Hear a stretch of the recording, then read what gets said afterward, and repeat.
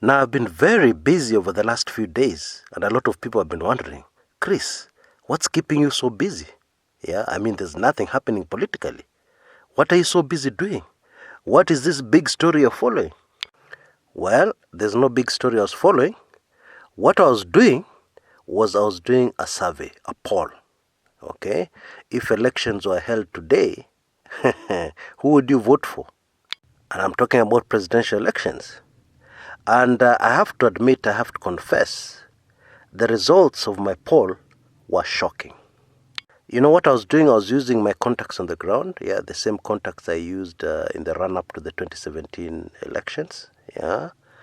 And what I was asking them to do is just to do a brief poll, ask across the board. Yeah, a simple question. If elections were held today, who would you vote for? Of course, I expected Miguna to feature. Yeah, but I was not ready for the results I received. Several times I had to get back to people and tell them, excuse me, these results of yours don't make sense. Hii ni kweli. Mi naona hii si ukweli bwana. Unaweza kufanya tena? Please do a fresh sample, yeah? Because I'm seeing these results, there's something wrong. For instance, one result that really shocked me was that 70% of the respondents, 70%, 70, in Mombasa, Kenya, Coast Province, would without hesitation vote for Miguna as president if elections were held today.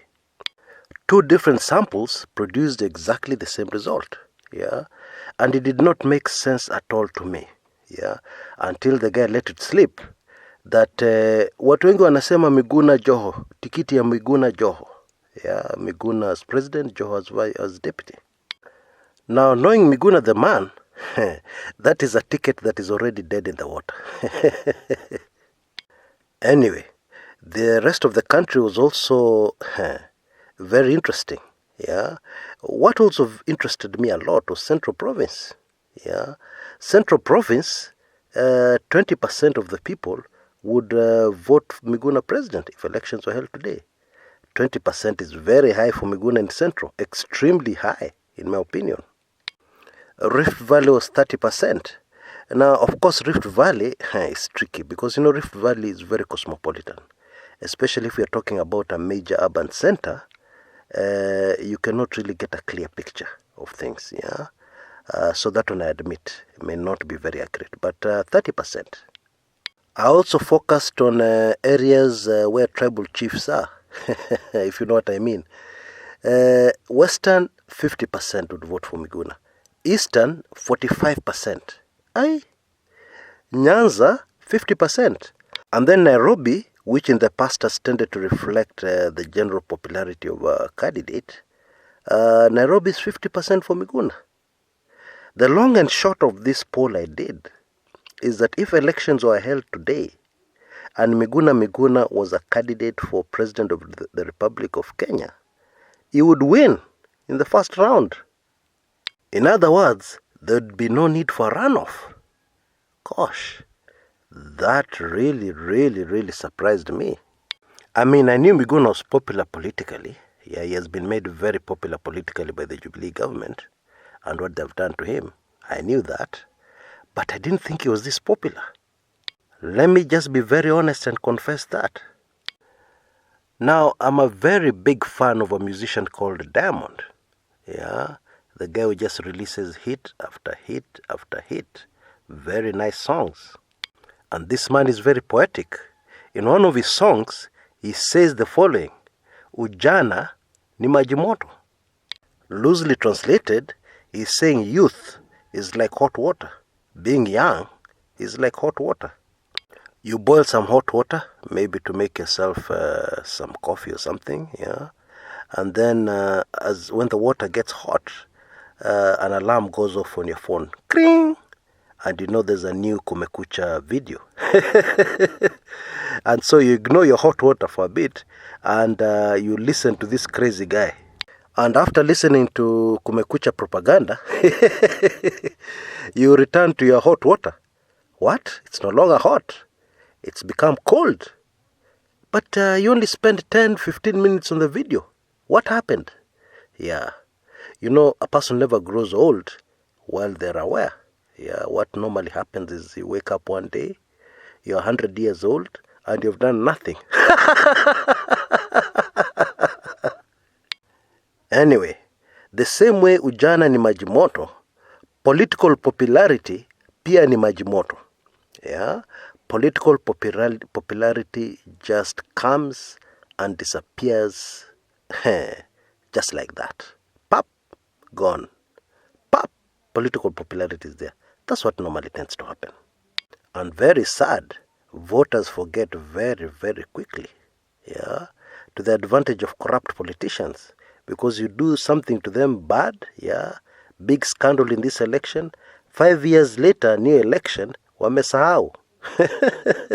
Yeah, that's the nature of politics. So the fact that Miguna is so popular right now for a presidential ticket, yeah, is majimoto. Unfortunately, that's what it is. Because things change, and things can change very quickly. Now, don't get me wrong. I'm not against Miguna. Indeed, I'm one of those Kenyans who believe Miguna ndo dawa ya Kenya. Yeah, he is the right kind of politician right now to influence our politics. Okay, to get things right. Yeah, to rid ourselves of the political class who have been playing around with our minds, yeah, since independence. He's the right candidate. In fact, he's the only candidate, yeah, so don't get me wrong, yeah. I'm just coldly analyzing politics the way it is, yeah.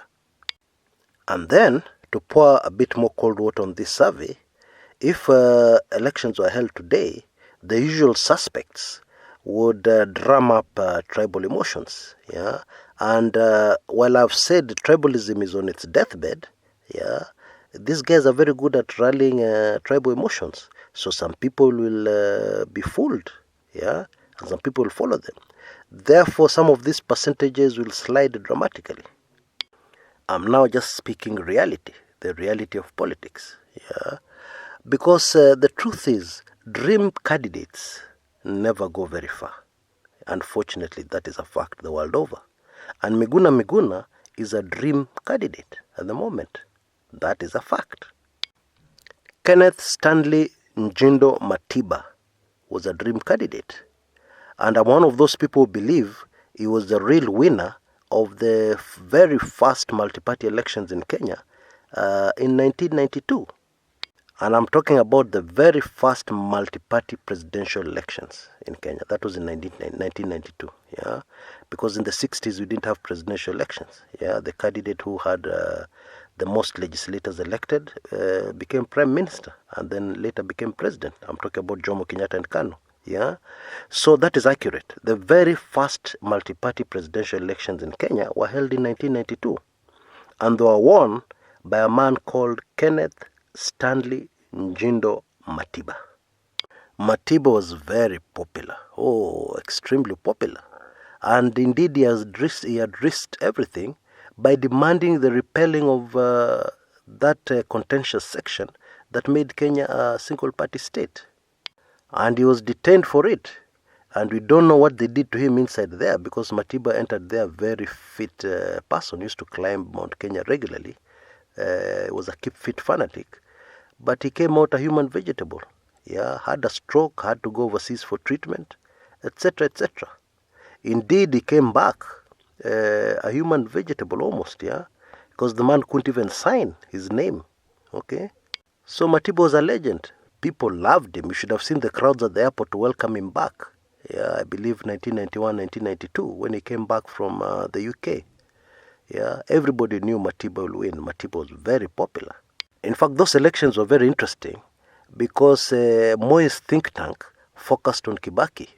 They saw Kibaki as the major opponent, and they focused all their propaganda, all their full-page ads in the nation. There was no social media at that time. All those were focused on hitting out at Kibaki. But surprise, surprise, Kibaki didn't feature. Matiba beat him easily. Yeah, and he was announced as the runner-up in those elections. But I know, and many know, that Matiba won those elections. He got more votes. Of course, Moi rigged himself in. Anyway, let me not get carried away. So Matiba was very popular, but look what happened to him. Today he's forgotten. Nobody realizes what such a big hero this man is. is forgotten. That was a dream candidate. Okay, he made it to the ballot, but he didn't make it into office. Okay, there was yet another dream candidate, Dedan Kimathi, Dedan Washuri Kimathi. That one didn't even make it to the ballot. You know his story. Then there was Patrice Lumumba, the very first Congolese prime minister. He made it to the ballot, but he was not even in power for 1 year. He had to go, because he was too much for pro-people. The people are going to benefit too much. You know, that's one sad thing about politics in Africa, and indeed in many other parts of the world. A true, genuine candidate, where the vast majority of the people are going to benefit, is already in grave danger. He has too many enemies. And I can go on and on and on and on. So Miguna is a dream candidate. And now the big question is he interested? Number one. Number two, will he make it to the ballot in case he's interested? And if Miguna makes it to the ballot, he'll be up against a very, very strong candidate. Very strong, extremely strong, very difficult to defeat. I think you know his name. His name is tribalism. The tribal factor. Kenyans are going to be fed with rubbish like huyu mtu ni mjaluo msidanganywe. We know how these guys behave, the usual suspects. Let me just leave it at that. However, it's very interesting that the anti-Miguna propaganda so far has focused on tribalism. A case in point, when Aden Duale was saying Miguna is welcome back into the country, he could not resist saying anaweza kuja, asimame elections hata huko Nyanza, asimame huko Kisumu. Wow. This is not about Kisumu. This is not about Nyanza. This is about electoral justice. This is about each and every Kenyan. Whatever tribe, wherever they come from, does not matter. But you know the usual game. That's what it's going to be reduced to. Still, this informal poll we have done here in Kumekucha, and I believe it's accurate, is very, very telling. It tells you that Kenya is changing very, very rapidly. People are less interested what tribe Miguna comes from. Indeed, if we are to believe the Kenyan government, Miguna doesn't have a tribe in Kenya. This black man is from Canada. He's a Canadian national, bringing trouble to Kenya, to peaceful Kenyans. Anyway, the very carefully targeted propaganda against Miguna has had a lot of tribalism in it, and appealing to tribal sentiments and trying to position Miguna as a tribal candidate, to water down his popularity. So why has Miguna become so popular so quickly? Because one very obvious factor we should all be aware of is that just a few weeks ago, Miguna was not this popular. Just a few weeks ago, when he had already been deported from the country the first time. Actually, what happened was the handshake. After the handshake, a lot of Kenyans saw the handshake as a ray of hope for the country. Miguna rubbished it from day one, and many people did not believe him. But his views, his position, came to be proved 100% correct. Because Kenyans realized you cannot change the spots of a leopard. Somebody born a leopard cannot suddenly turn into a sheep. Or if you paint them with the colors of a gazelle and even put fake horns on their head, they cannot turn into a gazelle. They are still deep inside a leopard. In other words, a draconian government, a draconian, corrupt, evil government, does not suddenly become good just because they've shaken the hands of the opposition leader. No way. And then, of course, credit has to be given to Kenyans in the diaspora. They have emerged as very important opinion leaders in Kenya. They have financed Miguna. They have fought for Miguna. And finally, more and more Kenyans on the ground are beginning to see Miguna. That's really what it is. Anyway, let us see what happens next. Let us carefully observe as these very, very dramatic events unfold in Kenya. Until next time, this is Kshs Kumekucha.